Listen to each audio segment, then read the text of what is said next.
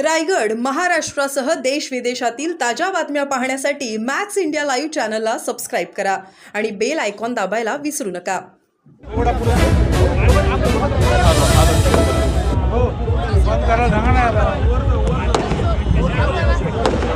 ऐकायला येणार का समजेल. महात्मा फुले यांच्या जयंतीनिमित्त आज आपण अभिवादन करण्यासाठी आलेले आहात. शोभायात्रा देखील आहे. काय नेमकं वातावरण बघायला मिळालं, काय तुमचा संदेश आहे?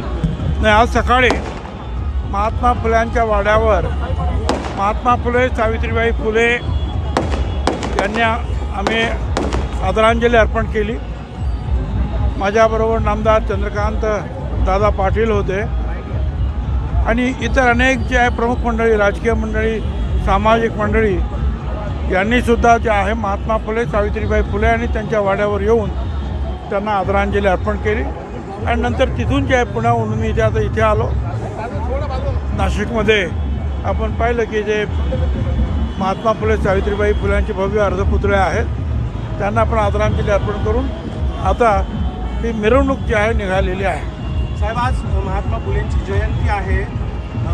थोरले प्रतापसिंह महाराज यांनी पहिली मुलींची शाळा सुरू केली. फुलेंनी त्याचं अनुकरण केलं असं उदयनराजे म्हणतात. असं आहे की मी जे काय वाचलं आहे ते महात्मा ज्योतिराव फुले हे थॉमस पेन आणि इतर जे आहे फिलॉसॉफर जगातले त्यांची पुस्तकं वाचून त्यातून त्यांनी ती प्रेरणा घेतलेली आहे. हा एक मुद्दा. दूसरा मुद्दा जो है आपका उदयनराजे बोले आता वो राजा है, हम प्रजा है, हम उनके खिलाफ कैसे बात करेंगे भाई.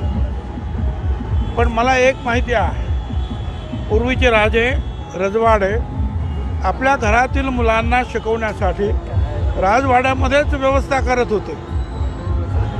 पण ते राजवाड्यातील राजघराण्यातील मुलांना सार्वजनिकरित्या नाही. सार्वजनिकरित्या ती शाळा जी आहे 1851 साली जी आहे नंतर ब्रिटिशांकडे सुपूर्द करण्यात आली आणि 1 जानेवारी त्याच्या अगोदर 1 जानेवारी 1948ला महात्मा फुले सावित्रीबाई फुल्यांची पहिली मुलींची शाळा निर्माण झाली. साहेब, दिल्लीला ओबीसी मेळावा होतोय, आपण दिल्लीला जाणार आहात? होय, उद्या परवा ओबीसी मेळावा आहे आणि सर्व देशातले जे प्रमुख नेते जे आहेत, मग ते मौर्य आहेत, कुशवा आहेत, सैनी आहेत, त्याच्यातले काही उपमुख्यमंत्री आहेत, काही मुख्यमंत्रीसुद्धा आहेत त्या समाजाचे, ते सुद्धा येणार आहेत आणि मला आमंत्रित केलेलं आहे, त्यामुळे मी जातो आहे. गेल्या अनेक दिवसांपासून ओबीसी आरक्षणाचा मुद्दा प्रलंबित आहे आणि अशातच जे राजकीय आरक्षण त्यामुळे रखडलेलं आहे ओबीसी आरक्षणाचं.